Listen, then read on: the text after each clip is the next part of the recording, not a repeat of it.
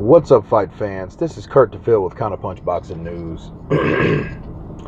And as I promised, I just want to talk about the rebuttal, the response from Deontay Wilder. Dillian Whyte called him out, of course. He called him out after his brutal 6-round destruction of Lucas Brown, and he called him out, and I notice a lot of fighters do the same thing. They get a knockout. Of course, they're hyped. Their adrenaline's up. Their confidence is up. And so they're calling out the best and want to make the best because that's the best time to make a claim to the throne, especially when you made a victory, right? So, I can understand him doing that.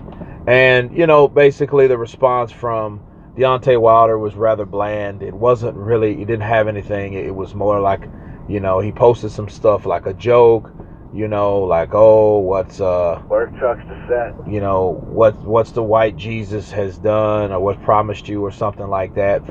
And he was attacking Eddie Hearn. Eddie Hearn, I don't know if you guys know, there's been a secret Cold War beef between Eddie Hearn and Deontay Wilder. Deontay Wilder's made remarks to stating that all Eddie Hearn does is milk black fighters for all their money and their goods. So,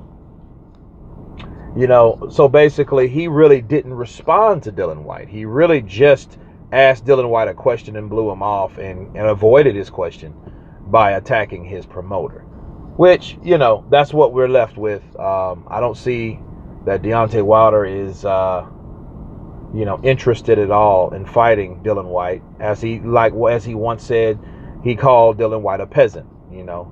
He says kings don't chase kings, kings chase peasants. So that's how he sticks with it. That's his word on it, and until then, that's all we have to go on. But looking at that fight forward, if the Joshua fight didn't happen, I think Deontay Wilder should go over there and should prove to him, that, hey, I can beat one of your guys in England. Now I'm coming for your biggest bad boy, your biggest cash cow, Anthony Joshua, after destroying Dillian Whyte. Because after all, now you have someone that you have in common. You have a common denominator, a fighter that you've both fought if he fights and beats Dillian Whyte. So if he fights and beats Dillian Whyte, he can say, look what I did to Dillian Whyte. I did it faster than you. And if he does it faster, more dynamically, he can make a case to Joshua. That would make more sense.